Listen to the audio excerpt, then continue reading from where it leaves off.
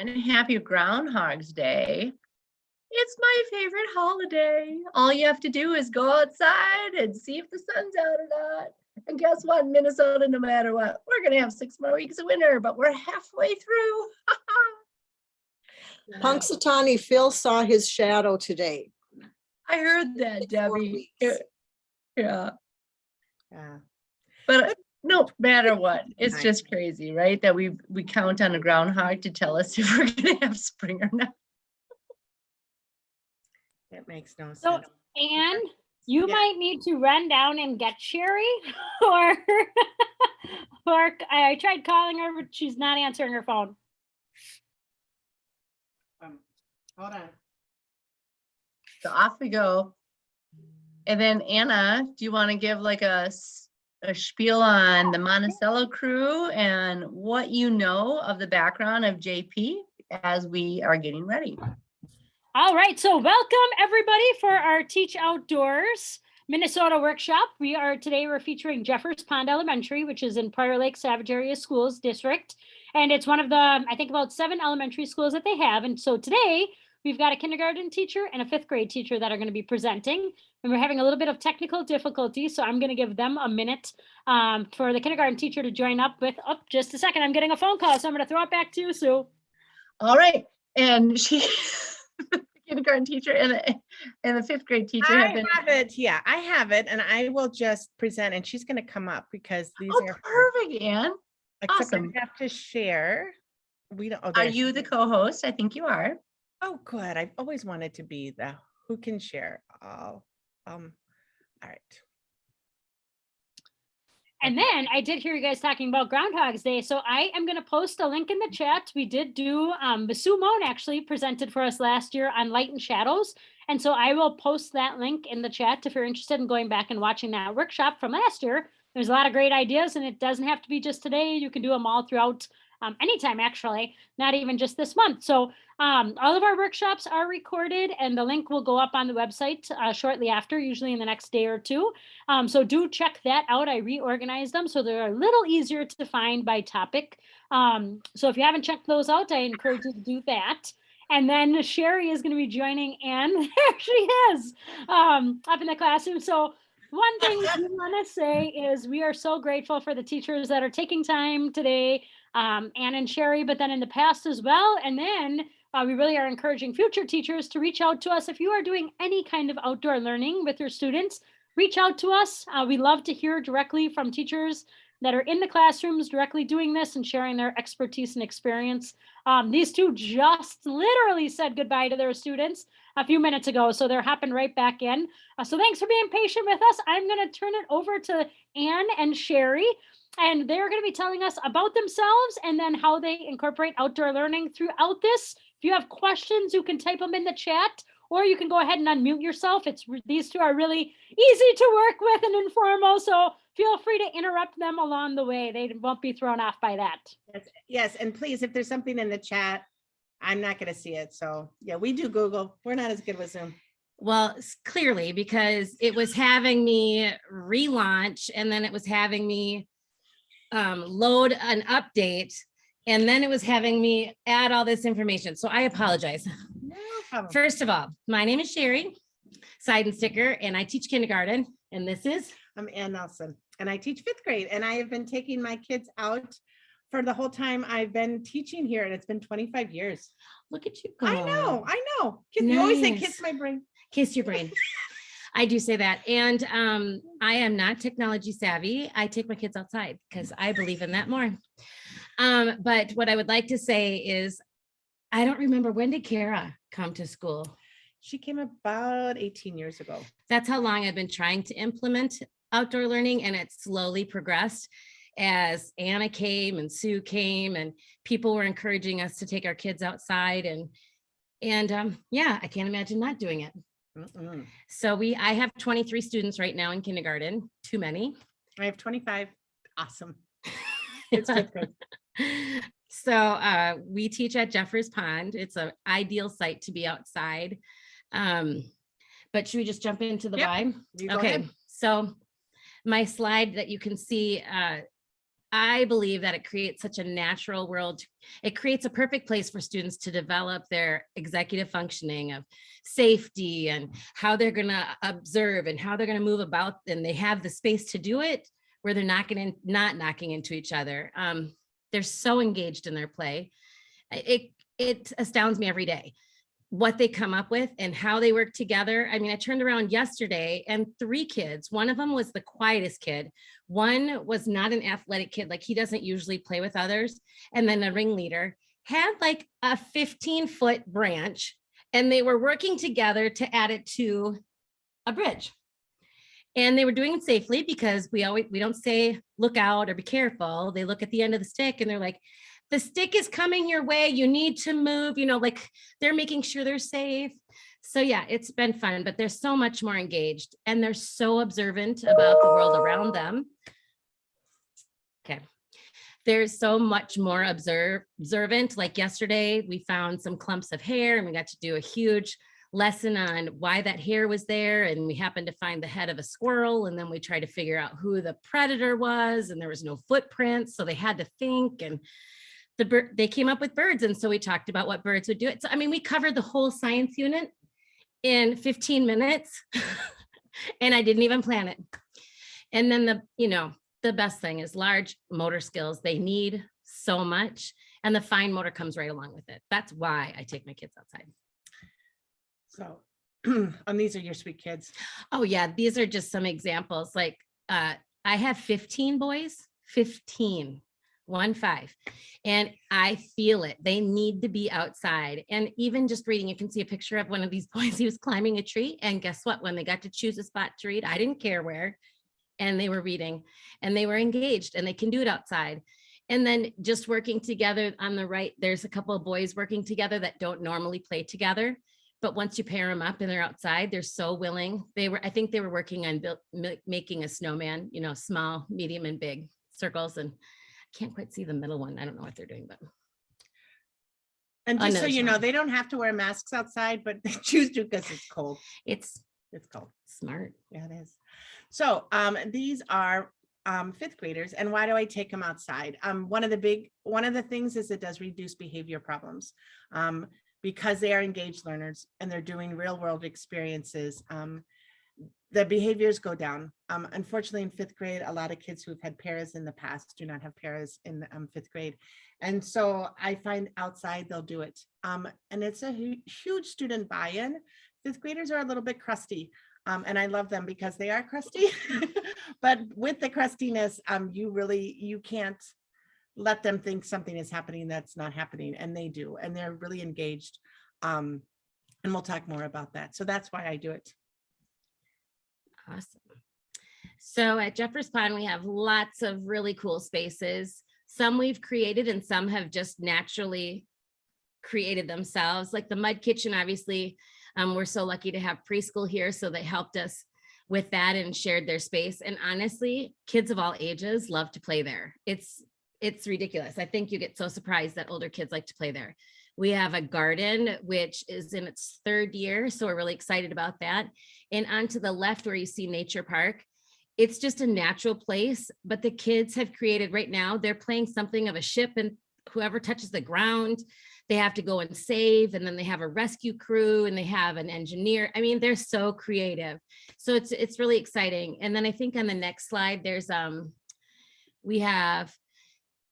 you can obviously that open space. I know in 5th grade, you like to go out in that space a lot. We get out there more in the second half of the year once the kids learn how to not have to go to the bathroom when we get out that far. We have Boulder Garden where people can sit and we have an easel there. So that's really helpful and a floating dock. We're really blessed with lots of different places to take our kids. And what's nice is once you get out there, you don't see anyone. And so the reason why the 5th graders like to go out, the one in the woods, is because then they feel they're by themselves and they're bigger than the rest of them. So yeah.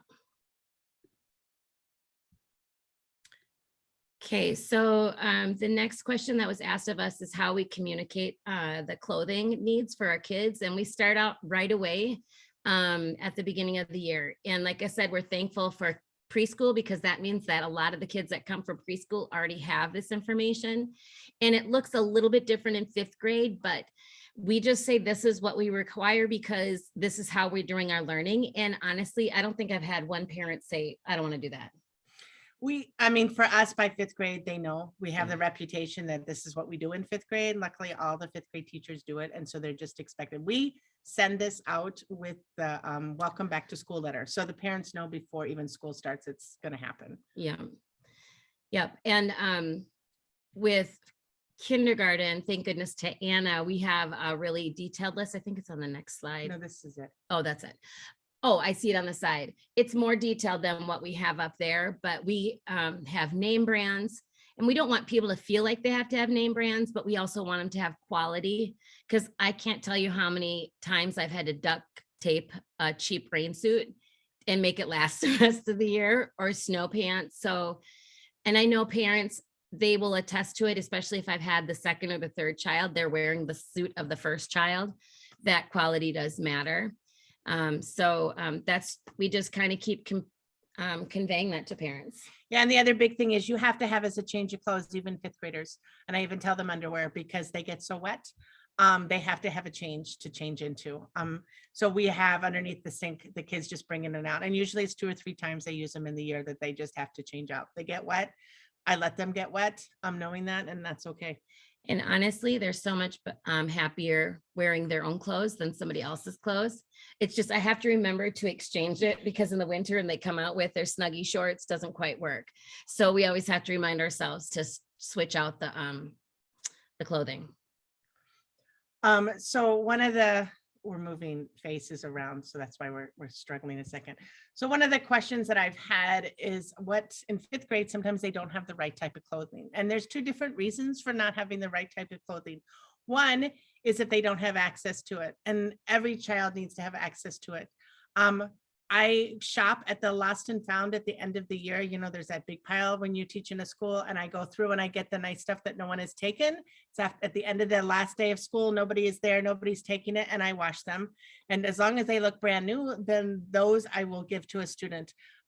The students lets me know, or the parents will send me an email, and I just put them in their locker and they're theirs. We don't talk about it. We don't make a big deal of it. I also have a large group of community members that will also help me, from PTC to friends. I mean, you'd be surprised if you just say to a group of friends, hey, I have a kid that needs some clothes, and they will have them for you all brand new. So the kids have them for the whole year. Now, 5th graders are different than kindergarten. Sometimes they choose not to bring them because they think that's cool and they want to see what's going to happen, and they like to push the envelope a little bit. We do have a responsibility that I enforce in here. Sometimes, because I'm always teaching standards outside, I'm like, that's fine. You don't need to come. Here is a book you can read and answer the questions, because those you will still cover the standards, just in not the same way. And then sometimes if it's a little bit different of a circumstances, I'll have them work for having clothes that I'll let them loan. But for 5th graders, it's unlike kindergartners. They really do want to push the envelope to see what you're going to do. And once I let them get away with it, then it will be a constant problem. It is not a problem for my kids. They have snow pants, they have boots, they have everything. Yeah, and I think in kindergarten, they want to still push the envelope just to see what you're going to do, which fortunately, because Leanne, did Kara write the grant? Did Anna write the grant? We've been writing many grants. We got at least 2 class sets or 3 class sets of rain boots, various sizes, and jackets too, that give us the flexibility to, especially in the beginning of the year, you know, on day 1 and it's raining. And there's always someone that doesn't have something, we can outfit them a little bit, which is nice. But then I can also see who keeps needing outfitting, and then I can approach the family. And if they can't afford it, I know we can, like Ann said, we can find it for them. I know, especially like snow pants and boots, our social worker will help identify that as well. So that's been helpful. Okay, so this is a big piece. I don't know who came. Whoa, we're back. I don't know how to go back. So there was a picture. There's a picture. Oh, no. Previous. Oh, look at that. See. There's a picture of a boot rack. I recommend that more than anything in the entire world. It is the best thing. I don't know. I think Anna came up with it. It is literally just boards and poles. The dogs did it. It has saved my life, because we have to share a locker between 2 kids, and boots get stinky and smelly when they're wet. Highly, highly, highly recommend that. Yeah. And, I and, and Anna, or Ann, I should say, remember dogs, they won't know who the dogs I are. was just gonna say that. Yeah, this it's is like incredible, you guys. This is like truly go to everybody, just look at it. It's a DIY. It's Yeah. awesome. So I'll let you guys continue. Yeah, so thank you, Sue. DOG stands for Dads of Great Students. And so I know, isn't it a national group? No, it started at Jeffers Pond, I thought. Oh, that's cool. Well, that's amazing. But the dads get together, and through the district now they've connected throughout the district, and they work on projects, and you can give them projects, and then they work towards it. We got an easel, an outdoor easel, because they wanted to build something for us. They helped Anna and I had a great hot day building the garden, but the dogs were amazing that day. And so we're just really fortunate. And so anyway, but we can get the plans for that and share it with you if that's something that some people would want. We also, even in kindergarten, the lockers are just too small. We like them to keep snow pants here if they're able, because honestly, that's less for them to carry back and forth. And so these coat racks seem to work just fine for our kiddos. They tip over once in a while, but they're light, so it's good. And then on to the right, I do keep an extra bin in my room, because if I send kindergartners to the lost and found, I will never get them back. So I keep them in this bin, and then I take them home and wash them, so that I always have something, because there's always a child that comes with the knit gloves, and I won't take kids out with knit gloves because they'll last for 2 seconds. So I always want something that they can go and enjoy being outside. And then we also have this poster. I like using this poster because kids just don't seem to understand. And kindergarten takes a long time. And then 5th grade, maybe you should have that poster. They should look.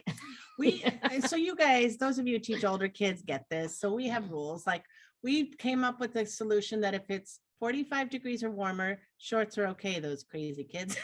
Those crazy kids. Crazy kids. But they'll wear them all. And usually once or twice they think it's cool, and then they really hate it. So yeah. Because we keep them outside for a good chunk of time. And we, in our district, I don't know if it's across the board, but if it feels like -5 or above, or is it Negative -4? 10. I think it's -10. That's when I take my kids out. Shh. I take my kids out if it says -10. I think it's 5, but anywho, it's cold when we take them outside, and the kids love it, but they need the right gear. So I used to think it was -20. good Lord. Just teaching those 5th graders to be hardcore. This is just a picture of the backpacks that I've acquired. I put on a wish list at Amazon, and each student carries that backpack. They have their science journal in it. They have a different toolbox with pencils, crayons, everything they need outside. So I don't have to carry it. And so it's always there. Now, the crayons tend to make their way all over the place, but it's nice because they have them right there.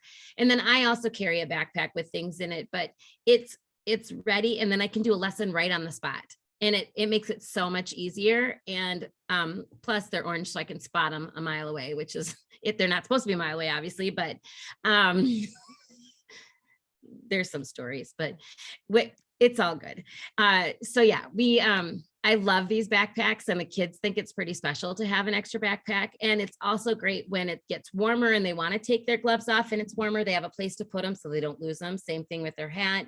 And especially when we take snack out, because I don't want to be handing snack out and someone fighting over the fact that it was their snack, not so-and-so's snack. Put it in there, done. So it's very handy. And parents were really willing to just jump right on board. It was awesome. I just use their backpacks. Well, that's 5th grade because Yeah. they don't like Yeah. to use anybody else's. I don't like touching other people's things. This is this is a picture of my kids under a tarp. One thing that I keep in my wagon, we were gifted wagons, everybody in the building, so they didn't have an excuse not to get outside.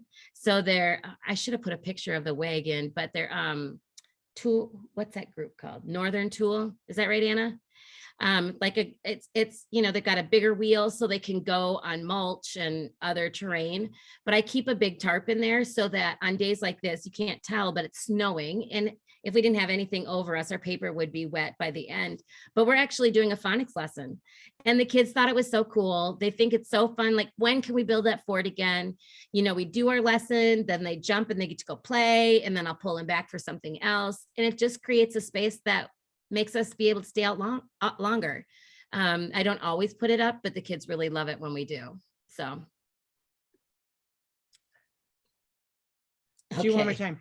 See, All right. Sherry, can I just ask, with Yeah. that tarp, do you have like some rope or some bungees to Oh, help that's you? perfect.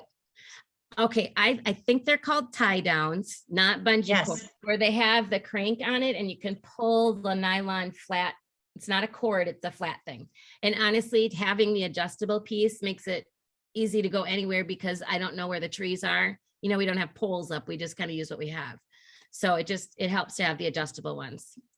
I think. Was that another wish list item or a purchase or? Well, so I think my husband knows I have them, but he hasn't needed them. So, and I've had them in my cart for 2 years, so I think we're good. So Love anyway. it. Here's the question: how do we get time outside? At first, I thought it was crazy that we were asked to try and get outside. I'm like, how am I going to do X, Y, and Z? And now I stick to a schedule. We start Mondays, Wednesdays, and Fridays outside. And the kids just know they come, they grab their breakfast, eat, they get their stuff on. We use the bathroom, we're outside.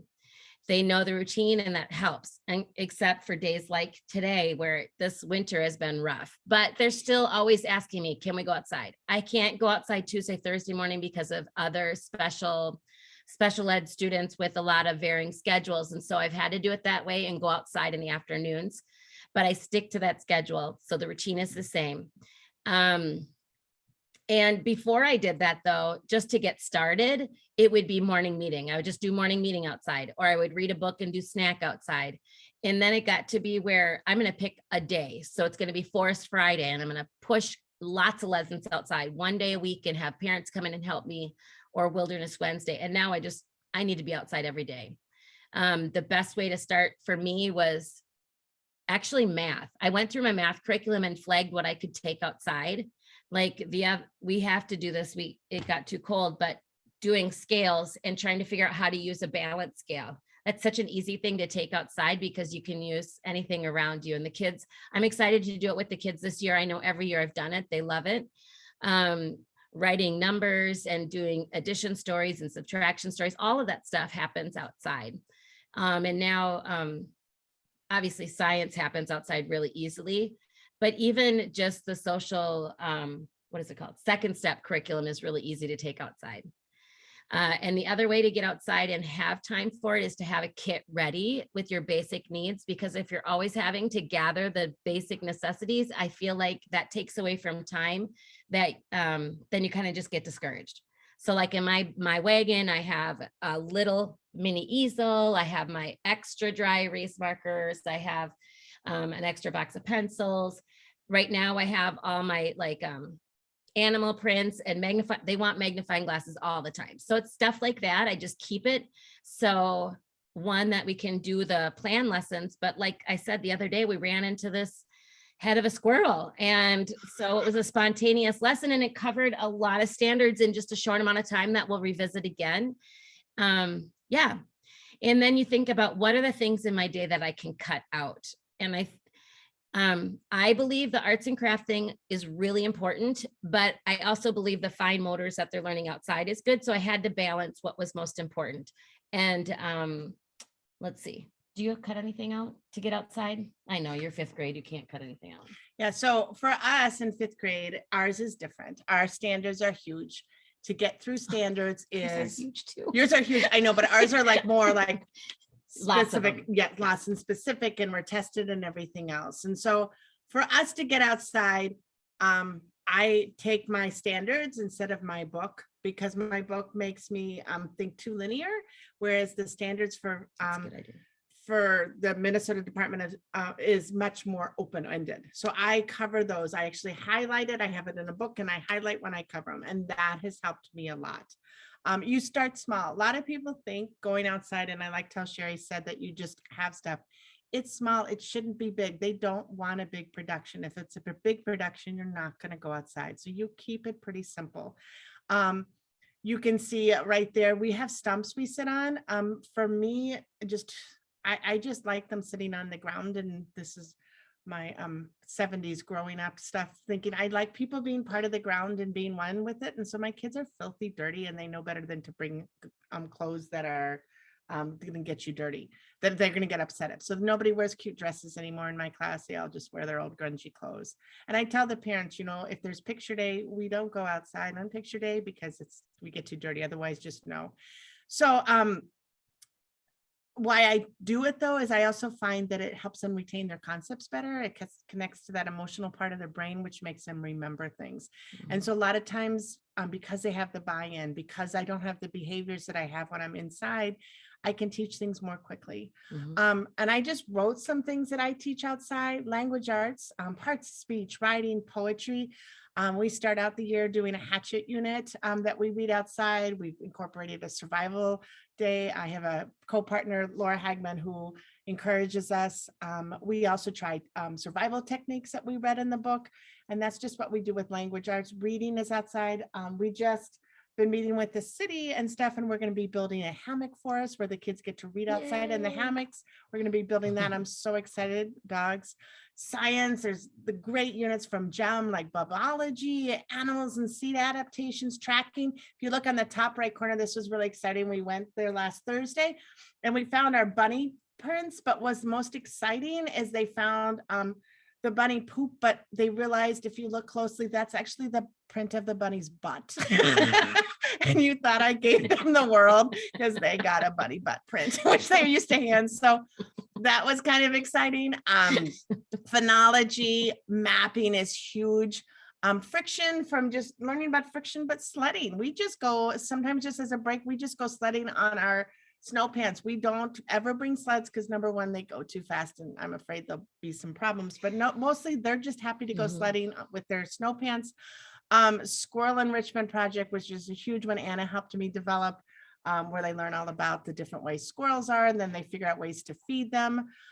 Gravity, we do in math, we do a lot of data gathering, thermometers, fractions, bird feeders, fractions with the bird feeders where they learn about different fractions with different denominators, chalk, graphing map, it keeps going on. Social studies, westward movement. There is nothing you can't teach outside that doesn't get the kids excited. And then I could just go on and on. I've had a lot of people who have helped me throughout the years coming up with these, but the biggest thing, I can't say it enough, take your standards, look at them, and just think of them differently, and you would be surprised how much more. I will say, having done this for years, my scores, not that it matters, but on the MCAs are very, very high. And I know that's what the districts look at. And when I first started going at it, I had people questioning me, and then they started looking at my scores and they're so high they couldn't. Even one year I had 100% of the kids pass the science MCAs. This is because of teaching outside. Their scores go way up once you start taking them outside. And people always ask, what do you do, Ann? I take them outside.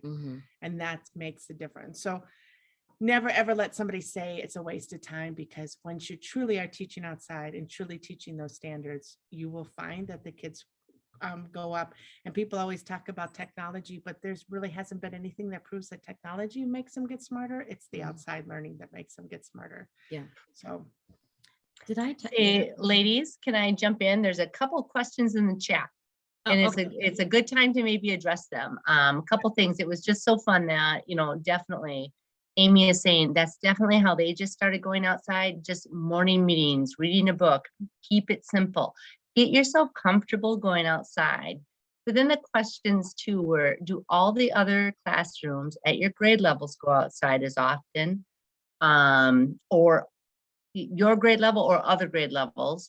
And then also they wanted to know about, do you have kids pulled out of your class for intervention groups at your school? And how do you work with that? So we just had a major split of buildings with staff being shuffled around. So prior to that, my entire team was outside.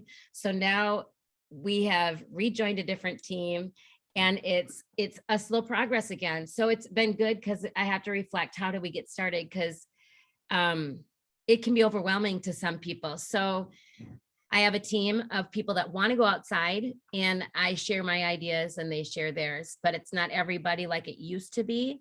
Our building does have a principal that wants everybody outside for a certain amount of time.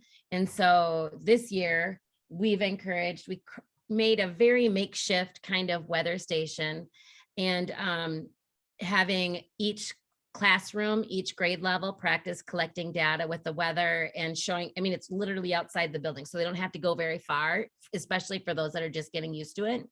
So everybody should be going outside. We created spaces for everybody. They all have their own outdoor classroom, and you can use each other's. And for me, like I said, Monday, Wednesday, and Friday, I start outside because of the pullouts that I have on Tuesday, Thursday. So for me, I have pullouts a lot. So I teach close to the school on the times when they need to go out, and they just go on back in. We have two kids walk them in, and most of the time I can see them, they get them in, and then they come back out. I do sometimes when we're having big ones, I say it's just like a field trip, they're going to end up missing out. And sometimes they'll come out and meet. I used to be that when it was just me that went outside, and that was okay. The last couple of years when there was a split, all the fifth grade goes outside, which has been a huge improvement. Honestly, COVID helped us last year. We would spend all mornings outside, and they changed our schedule around that we would be outside all day, all morning, and just in the afternoons. I want that schedule next year. Okay. And then, but you just kind of do it. And sometimes people will join in, and some people they won't. There is no way to make everyone go outside, and they've tried to do that, and I'll be honest, it doesn't work. No, it's got to be a passion. And you have a different class this year than you've had in other years where you've been able to go further away from the building. And so I think that's a good thing to remember, that depending on your students' needs, you need to create a classroom closer to, or your outdoor space closer to the building. And then if there's physical needs, we need to adapt to that as well. And so we've been trying to create spaces, which I think we've been pretty successful, where people can access pretty quickly and easily for all learners, especially if they have the students that run or students that need to go in and out of the building. We also, I'm so thankful for this year, but we all have walkie-talkies. And so I feel like that has connected us. It makes me feel safer when we're a little further out if I need to get a hold of somebody. I know cell phones, but sometimes they don't always work, but these walkies are amazing. And that allows us to go a little bit further out. If you're lucky, sometimes the special ed staff will meet you out there. And that is the biggest joy of all, because that makes them excited too. Yeah. Great. Thank you. Yeah. I feel like there was another, I updated it and you didn't get the update. I just wanted to say the one thing that I started doing, it was part of my personal goal last year or the year before.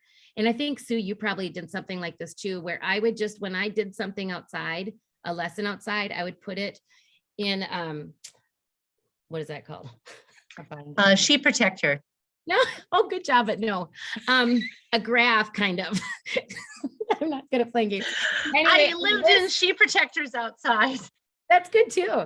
But what I'm saying is I would list it. I would list what we did. I would list the materials needed, and then I would list the standard it would meet, so that there are great books outside. I was going to be by my desk. I couldn't run with them, but there's some amazing resources. And I think they're probably already on this site that I go through, but none of them really all fit one person. Like what's the kindergarten, Forest Kindergarten, Anna? What was that one? Is that what it's called? Yep, I can post that one in the chat, but it's the Forest Friday kind of. So it's a great way to start. It builds this plan, but it's not my plan because it's not all the curriculum that I have to teach. And so we've started, just everybody dumps into the Google Doc, and I listed it on the other one. I can share it with you, Anna, if you wanted to share it. I don't care. It's Minnesota standards. And some of them aren't even they don't have them all standard related, but it just helps me stay organized and remind me. I have it by month, so I remember what I did. Because honestly, well, especially now that we've dipped in person to distance, back to in person, we lose our track of time. So it helps us stay a little bit organized. Okay. The next part is safety point or safety outside. And again, our lovely preschool teachers set us up for this because they take that plastic ribbon and strategically place it in different places. And it's like the first lesson I teach outside, because if we don't stay together, we don't get to be outside together. Safety first, always. And so we just learn to stop at the stopping points. We want our kids to run if they want to run. They can walk if they want to walk, but most kids love to run. So those stopping points, they have to be able to see me. They need to be able to hear me. And they start learning how to set those boundaries just by those two things: see me, hear me. And at first you try and set it with like physical things, and it's too hard because the space is always changing. So when they learn to listen and see, that helps a lot. Do you want to jump in on any of that? Yeah, fifth graders love to run. Our stopping spots sometimes are a little bit further, but I let them, when I first went out, I thought they had to stay behind me and we'd walk like ducks behind each other in a row, and that's not how kids go. And it's way better. We had it set up where they had to be quiet outside. Do you remember that?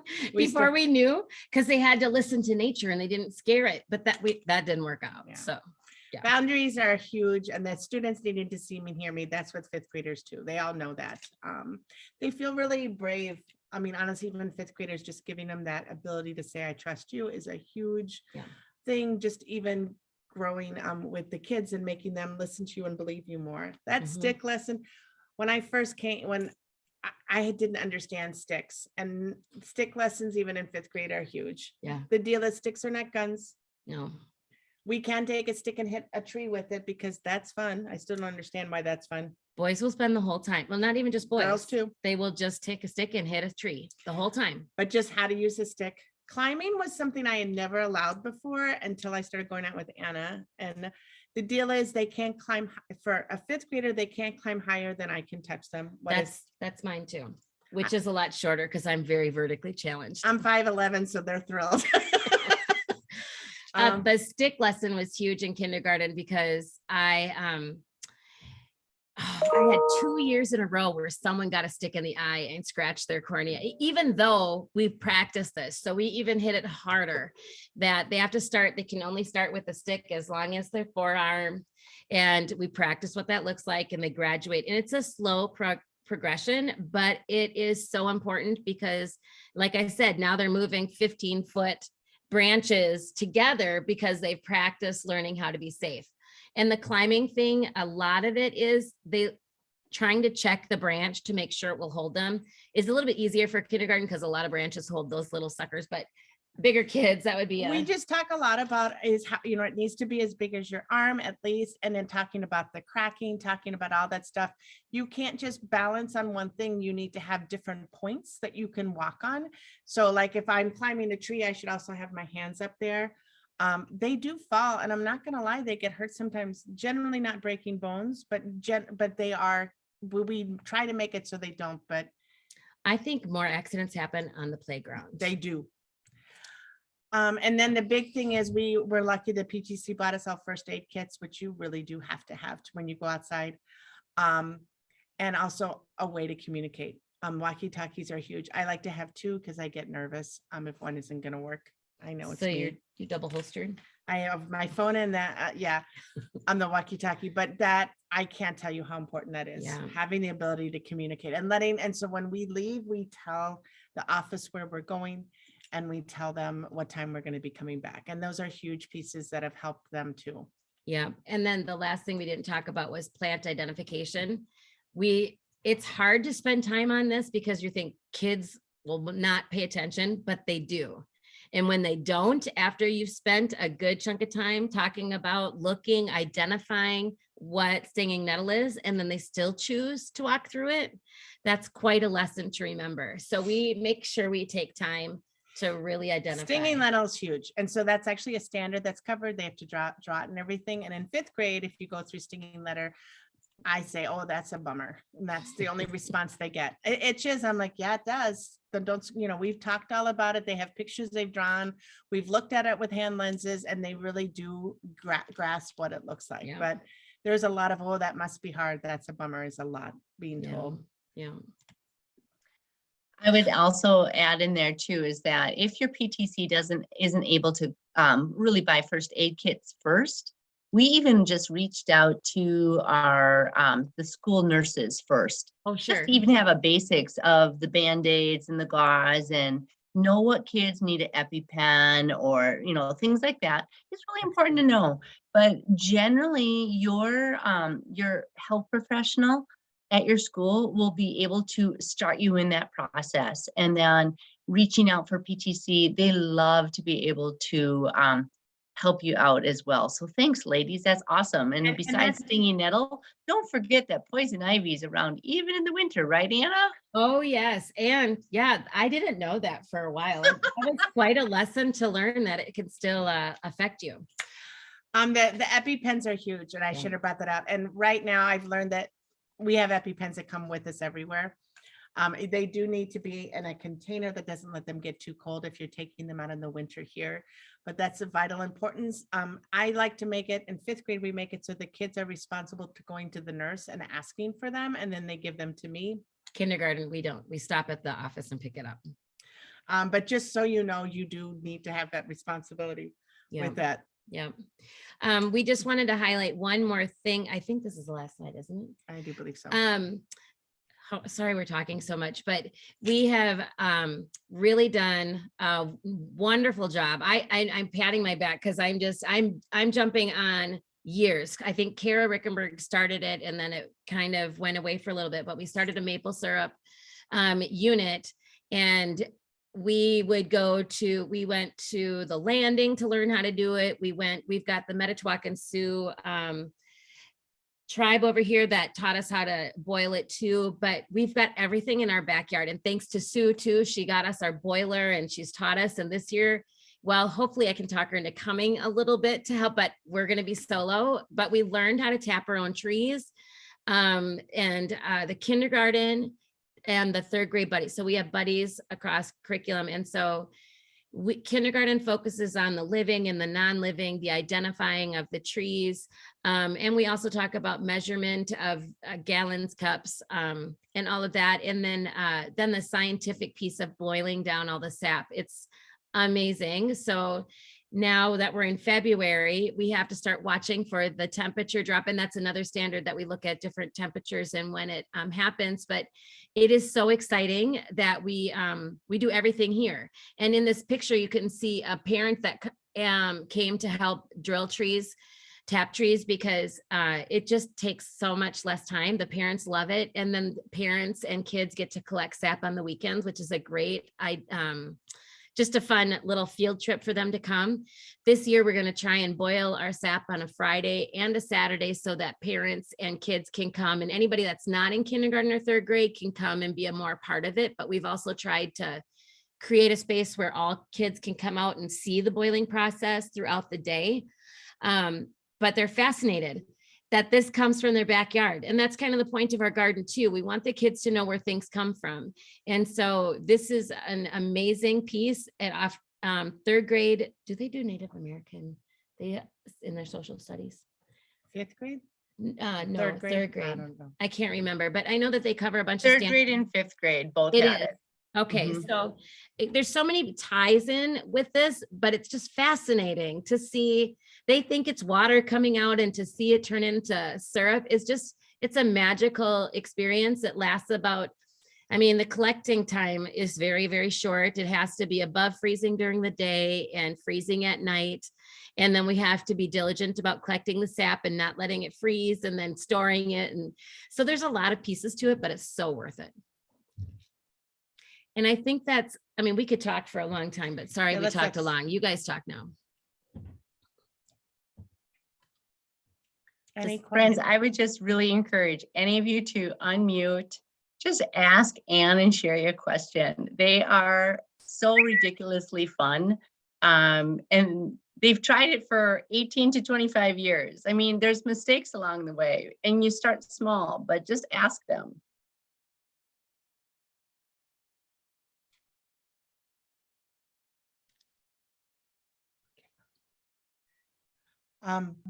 There are so many books from Mm. that we've used from the water. Oh my goodness. Wet wild. What, yeah. Project Wet, Project Wet. That is a great one. And that's the other thing to do. Like when I first started, my goal was to go out once a week beside and teach. And that's all I did. Reaching, I know you guys all have this amazing community. This is another amazing community to come out. Yeah. No, you're gonna fail. I mean, and you're gonna sometimes it's okay. Yeah. I picked one area. So obviously science felt like an easy start for me. And then the next area, the next year that I started was math. And then my most recent is reading. I felt like that was really hard, but we keep a little library in our backpacks as well. So they have like 3 to 4 books so they can do independent reading outside or reading lessons outside with those books. But I kept adding and it just amazes me. It starts to come natural as you do things. Like we have a looking closely reading or writing activity and they're supposed to find an object and then they're supposed to describe it. Goodness, you can do that outside. Most of them want to talk about bark, or we've got, on a day of snowflakes, that was pretty exciting, or the crystals on the plants, or just anything. They are all about it. So it just is so easy to do it once you start. Just gotta start. Here's a good question for the two of you.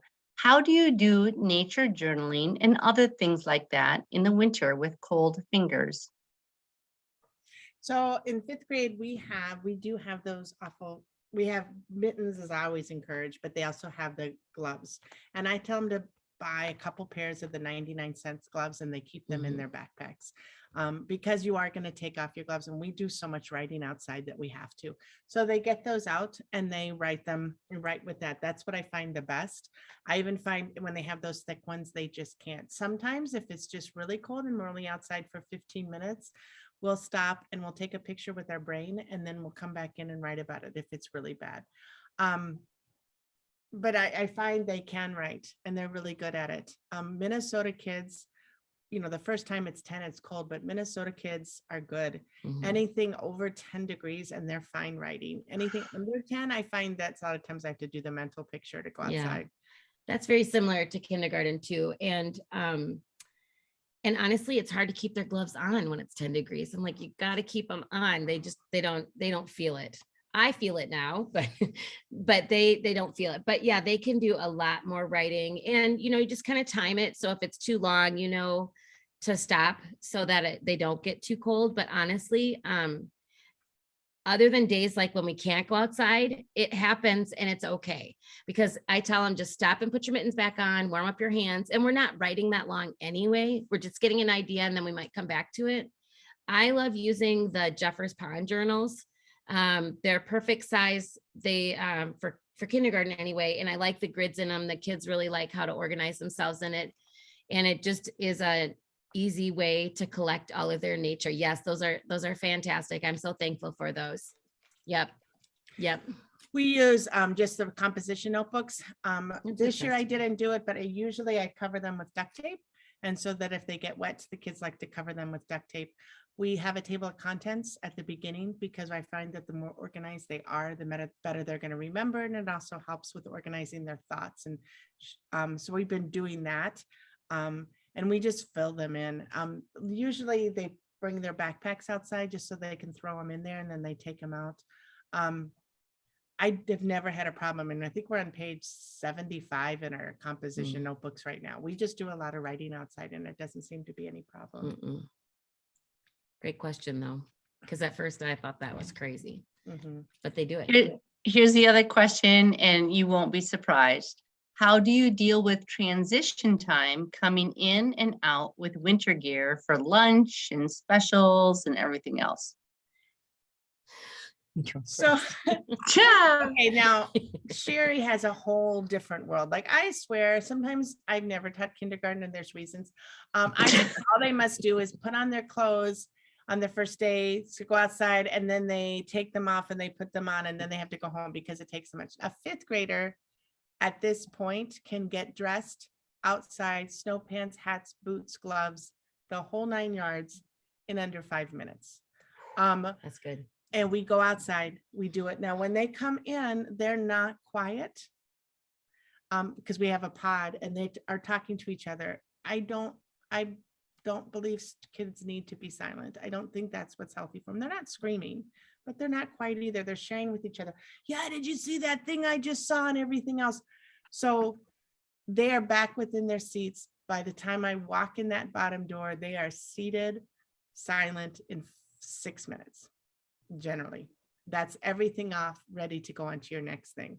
I've set the standard that this is the expectation. I've said we are lucky to go outside, but we're not going to waste our time on the transition, and it works. And they respect that because they know that. And I've said if it's going to take you 10 minutes, then we have 5 minutes left outside on either end. So that's 10 minutes less. And so it does work. Now, a kindergartner is a whole other beast. So in the fall, we have rain suits. I call them Oompa Loompa suits. Who makes them again? I can't remember. Oki wear. Yeah, rain- Oki wear. It's like a one suit jumpsuit. And the kids just really get used to starting to put that on in their rain suit, their rain boots on. But for winter gear, it does take time, but it's not impossible. It takes a lot of planning. So the way that I start, they learn that when they come to school, they put their coat and their hat and their gloves on their letter spot. I have a circle that's their landing spot. So they know their stuff is there. Then they know they go back, they do their, get their breakfast. And as soon as they're done with that, then they can get their snow pants and boots on. So they have this routine and they've practiced it.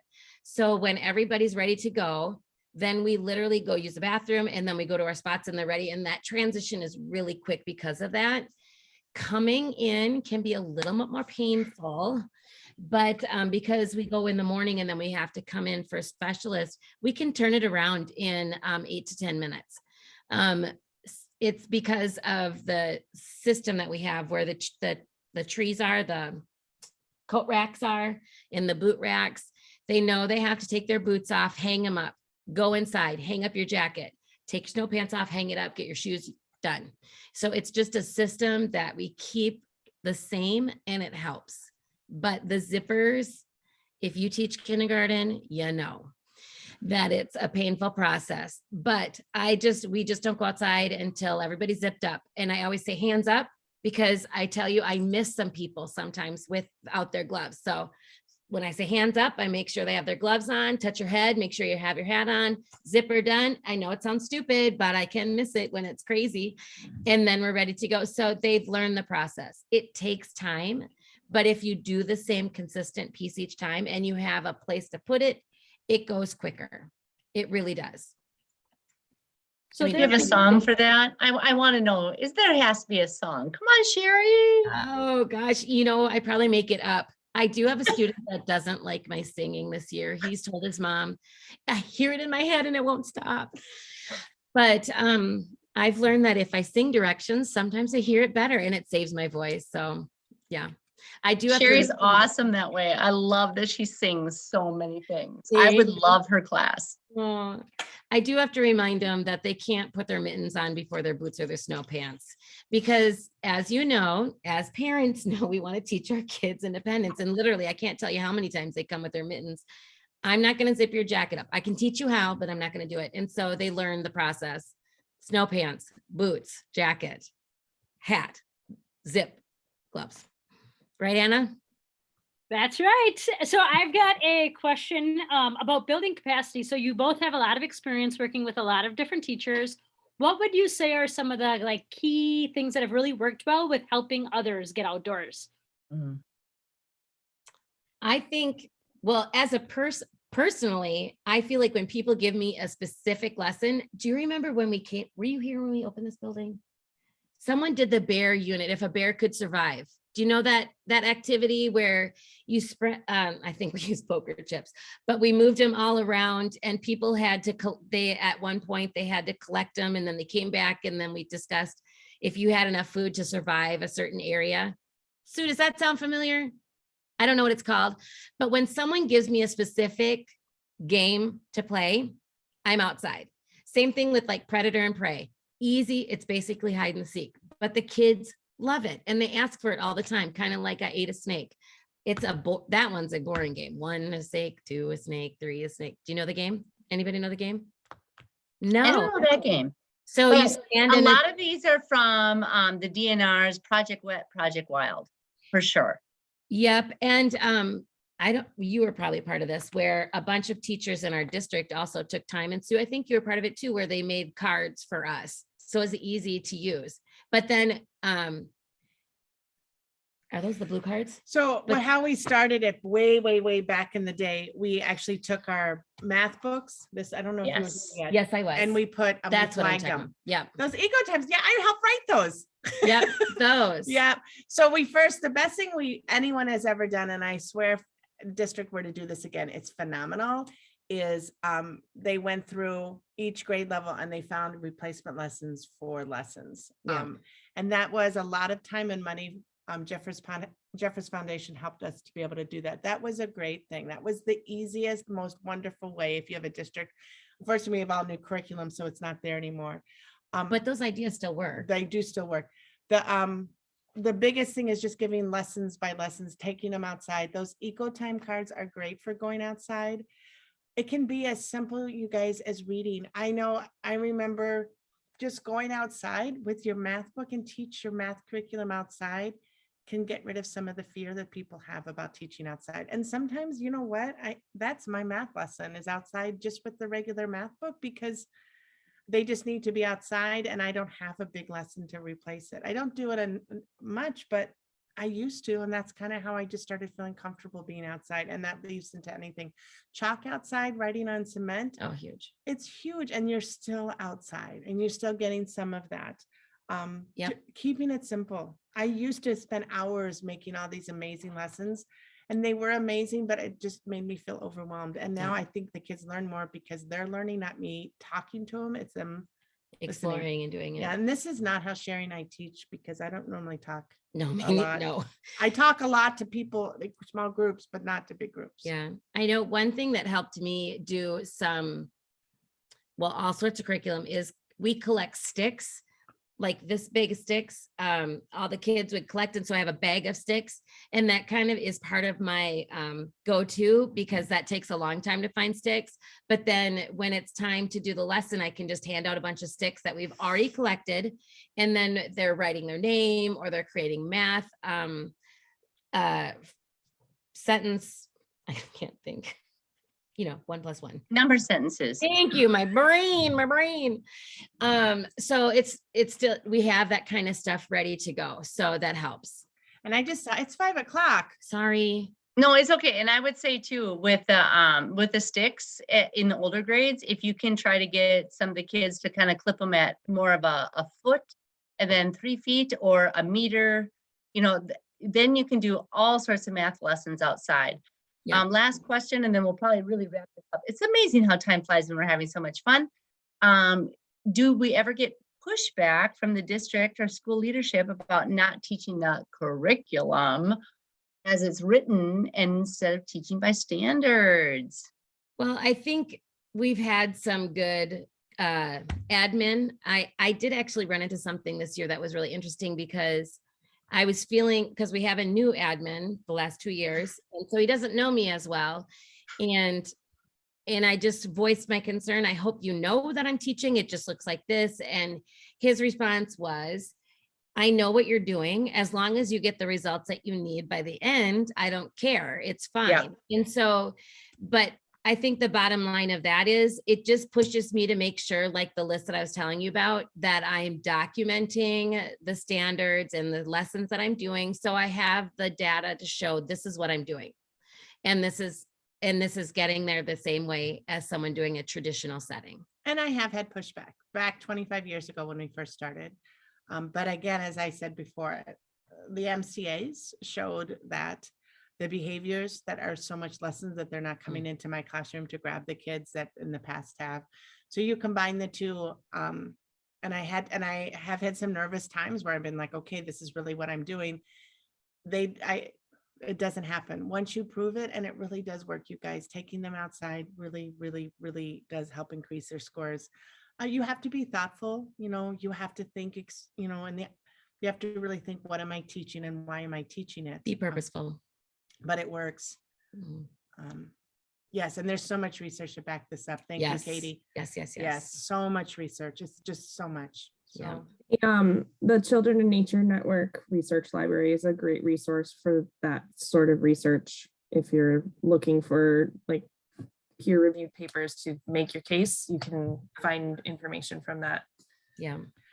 Absolutely. They've done the research. And and as people need to maybe sign off, please feel free to sign off. I see Anna, thank you for putting the CEU request link on there. Otherwise, we'll just hang on for a few minutes. If there's a few more questions that everybody wants to ask Anne and Sherry and any of the rest of us, we're just going to keep it going until we just all have to go. So I'm thanks. gonna This have has to been go. awesome. I have to go. My husband's car broke down, and Oh no, I have a pickleball game in it soon. will you go? Nice day. Because But she's that's gonna important to stay have. here using my computer, and if just make sure she doesn't buy a bunch of things. You gave me your credit card. It's on the clear. Thank you, guys. Bye, Anne.